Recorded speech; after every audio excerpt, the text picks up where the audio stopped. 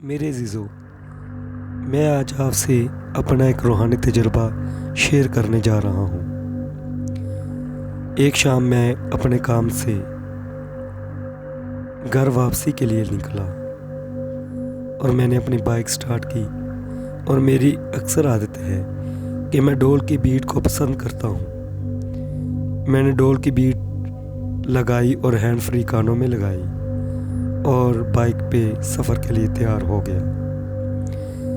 جب بائک چلاتا ہوا سڑک پہ جا رہا تھا تو میں اپنے دھیان کو ڈول کی بیٹ پہ لگا رہا تھا اور اپنی روح کا تعلق خدا سے جوڑ رہا تھا، اور مجھے یوں محسوس ہو رہا تھا جیسے میری روح بہت ہی کمزوری کی حالت میں خدا سے بات کر رہی ہو، جیسے اس پہ بہت ظلم ہوا ہو اور وہ بہت کمزور ہو گئی ہو، اور وہ دل کے صحن میں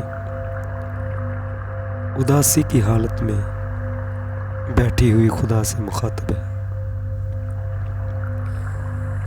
اچانک میرے آگے ایک کار جا رہی تھی اور وہ بریک لگا رہی تھی، اور اس کی ریڈ لائٹ جب ڈارک ہو رہی تھی وہ میری آنکھوں میں چبھ رہی تھی، لیکن مجھے ذرا بھی احساس نہیں تھا کہ مجھے اپنی گاڑی کو سلو کرنا چاہیے، کیونکہ وہ گاڑی بریک لگا رہی ہے۔ اچانک ہی جب میں اس کے بالکل پاس پہنچ گیا تو میری روح نے مجھے مخاطب کیا اور کہا کہ اگر میں خدا کے ساتھ مگن ہوں یا وہ بات کر رہی ہوں تو جسم کو تو ہوش میں رکھو۔ اور اچانک مجھے ہوش آیا اور میں نے بریک لگائی، اور مجھے یہ تجربہ ہوا کہ روح کتنی کمزور ہے، اور یہ جسمانیت جو ہے یہ کتنی زوراور ہے۔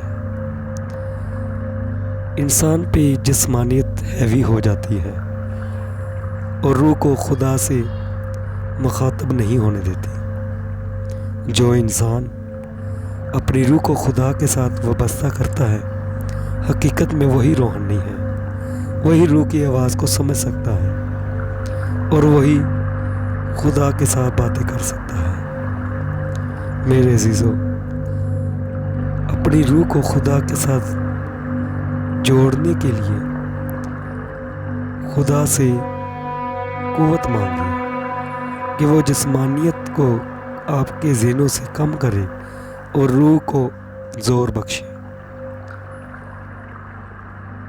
کیونکہ جسم زوراور ہے لیکن روح کمزور۔ جسمانیت کے آگے روح کمزور ہے، اس کی نہیں چلتی، اور یہ جسمانیت اسے روزانہ دباتی ہے اور اسے روزانہ مارتی اور ستاتی اور اس کی آواز کو دباتی ہے۔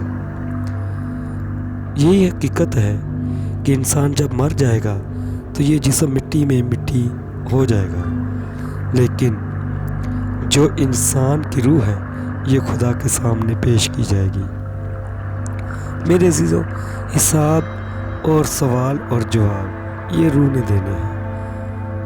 آج کے اس تجربے سے آپ ضرور یہ جان چکے ہوں گے کہ ہمیں روح کو تقویت دینے کے لیے خدا سے اس کا رابطہ جوڑنا کتنا ضروری ہے۔ آپ اپنی روح کو خدا کے ساتھ جوڑیے اور روحانی برکات حاصل کیجیے۔